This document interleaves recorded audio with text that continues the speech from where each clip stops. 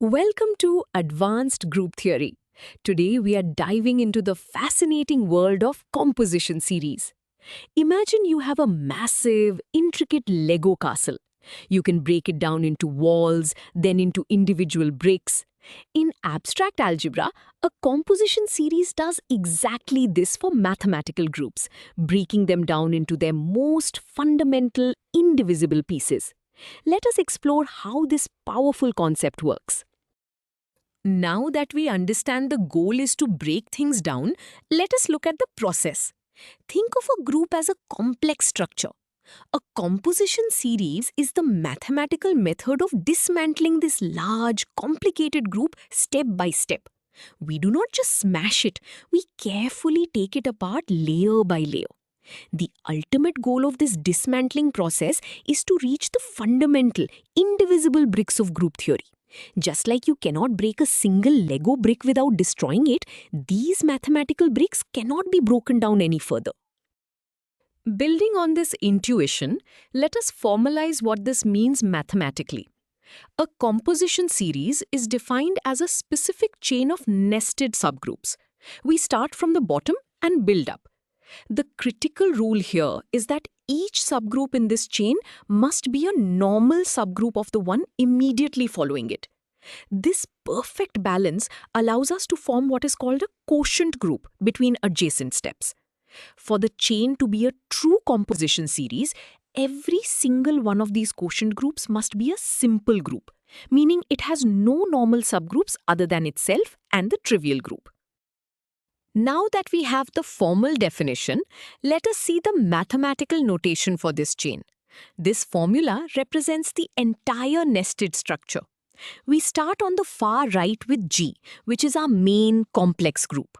On the far left, we have the number 1, representing the trivial group that contains absolutely nothing except the identity element.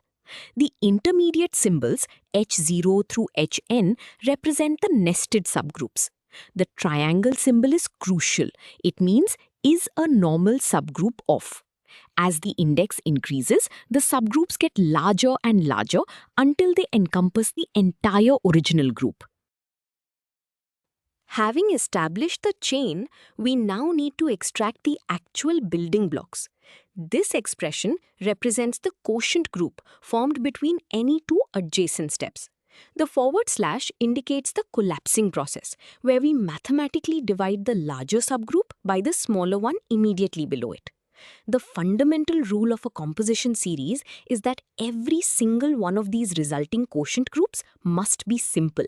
If even one can be broken down further, the chain is incomplete.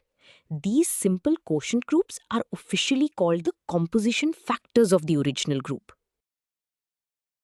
Before we move on to a concrete example, let us visualize this nested structure. In this diagram, you can see how each subgroup fits perfectly inside the next, like layers of an onion. The outermost layer is our full group G, and the innermost core is the trivial group 1. The arrows pointing outward highlight the most important part of the process, the gaps between each layer.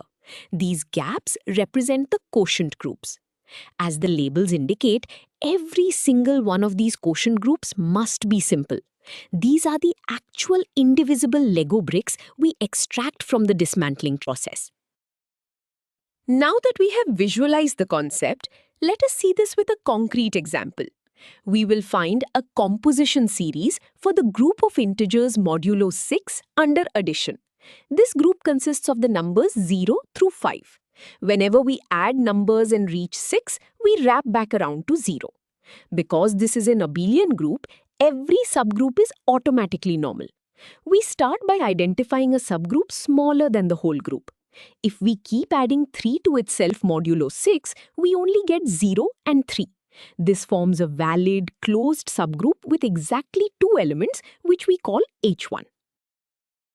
Continuing with our modulo 6 group, we need to reach the absolute bottom level.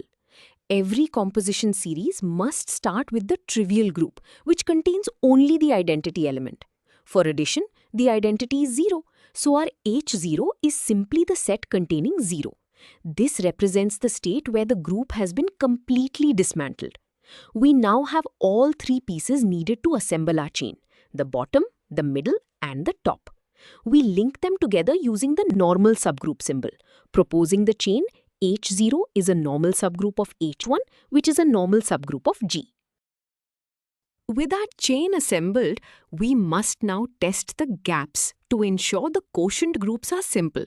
First, we collapse the middle subgroup using the trivial group.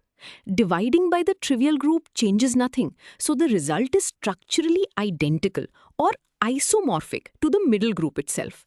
It has two elements, and since 2 is prime, it is simple. Next, we collapse the 6-element main group using the 2-element middle subgroup. 6 divided by 2 is 3, resulting in a group isomorphic to Z3. Since 3 is also prime, this quotient is simple.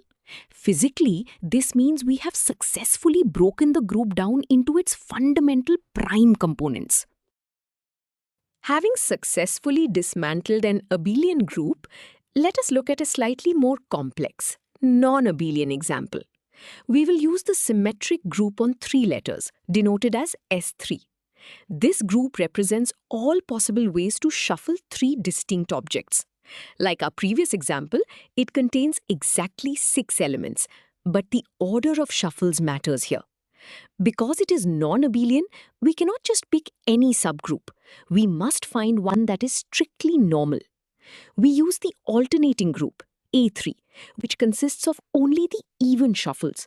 It perfectly balances the elements around it, making it a valid middle stepping stone. Continuing with our symmetric group, we know our middle layer, the alternating group, has exactly 3 elements. Once again, we must start our chain at the absolute bottom with the trivial group. In this context, the trivial group contains only the do-nothing shuffle, which leaves all 3 objects exactly where they started. We denote this as H0 equals 1.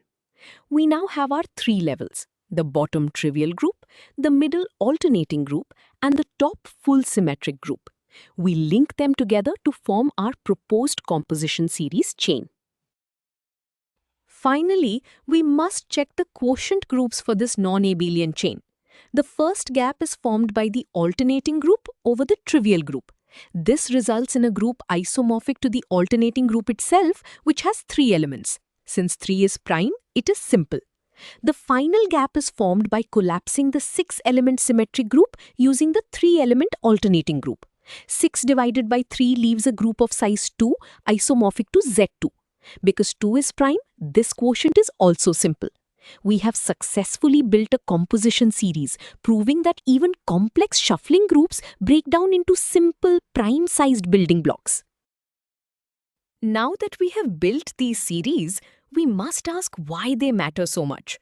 Understanding composition series is absolutely crucial because it serves as the foundation for classifying all finite groups. There is a massive mathematical result called the Jordan-Holder theorem. It proves that no matter how you choose to break a group down, the final list of simple building blocks will always be exactly the same. It is exactly like how a chemical compound always breaks down into the exact same atoms.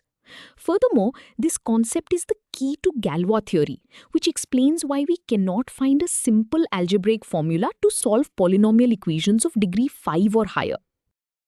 To wrap up our journey, let us review the key takeaways. A composition series is a powerful mathematical method for dismantling a complex group into its most basic, indivisible building blocks. We achieve this by creating a carefully nested chain of normal subgroups. The defining rule is that we must extract simple quotient groups at every single step of the chain. These simple groups act as the fundamental atoms of the structure. By mastering this concept, you now have the tools to understand the deep, hidden architecture of mathematical symmetry. You have covered the full topic brilliantly.